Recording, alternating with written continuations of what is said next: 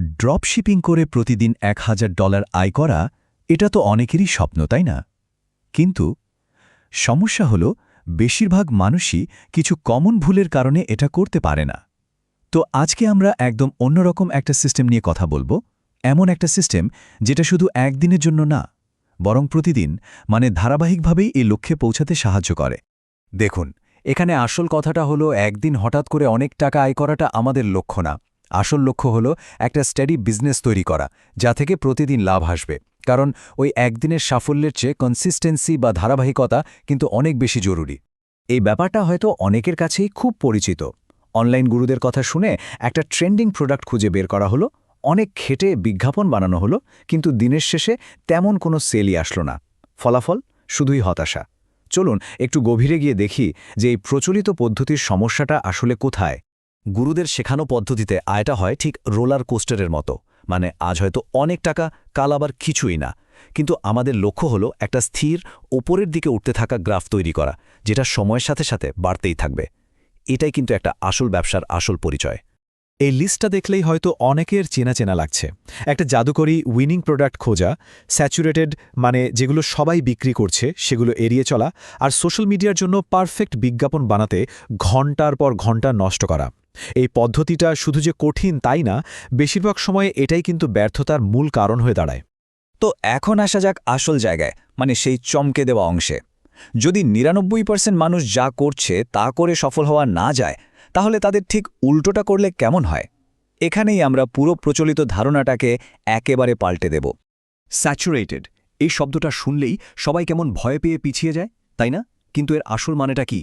এর মানে হলো এই প্রোডাক্টের চাহিদা অলরেডি বাজারে প্রমাণিত মানুষ এটা কিনছে এর জন্য টাকা খরচও করছে এটা কোনো ঝুঁকি নয় বরং এটা একটা নিশ্চিত সিগন্যাল যে প্রোডাক্টটা চলবে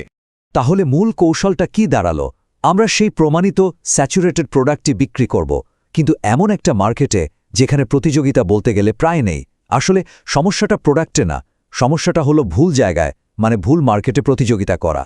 এটাই তো এখন $1 মিলিয়ন প্রশ্ন তাই না যদি ফেসবুক ইনস্টাগ্রাম আর টিকটকের মতো প্ল্যাটফর্মগুলো প্রতিযোগিতায় ভর্তি থাকে তাহলে সেই গোপন জায়গাটা কোথায় যেখানে কাস্টমাররা কেনার জন্য একদম রেডি হয়ে বসে আছে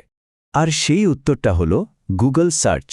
হ্যাঁ ঠিকই শুনেছেন গুগল সেই জায়গা যেখানে মানুষ টাইম পাস বা বিনোদনের জন্য যায় না বরং কোনো কিছু কেনার উদ্দেশ্য নিয়েই সার্চ করে এটাই হলো সেই আনস্যাচুরেটেড মার্কেট যেখানে আসল সুযোগটা লুকিয়ে আছে এই দুটো পদ্ধতির মধ্যে পার্থক্যটা আকাশ আর পাতালের মতো সোশ্যাল মিডিয়াতে আপনাকে মানুষের মনোযোগ কেড়ে নিতে হয় তাদের এন্টারটেনমেন্ট মুড থেকে বের করে এনে কেনার জন্য রাজি করাতে হয় কিন্তু গুগলে মানুষ নিজেই প্রোডাক্টটা খুঁজছে এখানে চাহিদা তৈরি করতে হয় না শুধু সেই তৈরি হওয়া চাহিদাটা ধরতে হয় মানে মার্কেটিংয়ের কঠিন কাজটা অন্য কেউ করে দিচ্ছে আর তার ফলটা আপনি নিচ্ছেন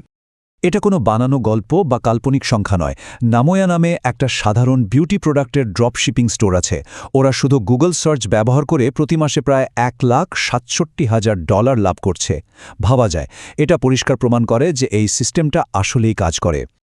আচ্ছা চলুন হিসাবটা একটু ভেঙে দেখা যাক কেমন দেখুন গুগল থেকে ওদের ওয়েবসাইটে প্রতি মাসে আসে প্রায় 1,34,000 ভিজিটর বিশাল একটা সংখ্যা এখন ধরুন এর মধ্যে মাত্র 5% কেনাকাটা করল মাত্র 5% আর প্রত্যেকটা অর্ডারের গড় দাম যদি $100 হয় তাহলেই দেখুন মাসিক আয় দাঁড়াচ্ছে $6,70,000 আর সেখান থেকে যদি 25% লাভও ধরা হয় তাহলে প্রতি মাসে লাভ থাকছে $1,67,000 এটা কিন্তু কোনো ম্যাজিক না একদম সহজ অঙ্ক এতক্ষণ তো আমরা আলোচনা করলাম কেন এই পদ্ধতিটা কাজ করে এখন চলুন সরাসরি কাজের কথায় আসি মানে কিভাবে এই সিস্টেমটা নিজের জন্য তৈরি করা যায় এটাই হলো সেই ব্লুপ্রিন্ট যা দিয়ে একটা ধারাবাহিক লাভের ব্যবসা দাঁড় করানো সম্ভব এই সিস্টেমের সাফল্যের 60%ই নির্ভর করে সঠিক নিশ আর প্রোডাক্ট বেছে নেওয়ার উপর যেটা কিন্তু মাত্র একবারই করতে হয় বাকি 30% হলো স্টোরের ডিজাইন আর দাম ঠিক করা আর গুগল অ্যাডস সেটার কাজ মাত্র 10%। তার মানে মূল কাজটা হলো স্ট্র্যাটেজি ঠিক করা প্রতিদিন বিজ্ঞাপন নিয়ে মাথা খারাপ করা নয় পুরো সিস্টেমটা আসলে এই 3টা মূল পিলারের উপর দাঁড়িয়ে আছে একটা প্রমাণিত নিশ বা ক্যাটাগরি বেছে নিতে হবে 2 শুধু একটা প্রোডাক্ট নয় বরং অনেকগুলো প্রোডাক্ট নিয়ে একটা স্টোর বানাতে হবে আর 3 দামটা এমনভাবে ঠিক করতে হবে যাতে ভালো একটা লাভ থাকে এই দরজার উদাহরণটা কিন্তু চমৎকার তাই না ভাবুন তো গুগলে প্রত্যেকটা প্রোডাক্ট লিস্টিং হলো আপনার দোকানে ঢোকার একটা দরজা যত বেশি প্রোডাক্ট থাকবে কাস্টমারদের জন্য দোকানটা খুঁজে পাওয়ার সম্ভাবনাও তত বেড়ে যাবে। একটা দরজার চেয়ে 200টা দরজা তো অবশ্যই ভালো। এবার আসি দাম ঠিক করার কৌশলে। দিনে $1000 আয় করার জন্য $50 20টা প্রোডাক্ট বিক্রি করা যেতে পারে, অথবা $100 মাত্র 10টা। কোনটা বেশি স্মার্ট? অবশ্যই দ্বিতীয়টা, কারণ এতে কাস্টমার সংক্রান্ত ঝামেলা একবারে অর্ধেকে নেমে আসে।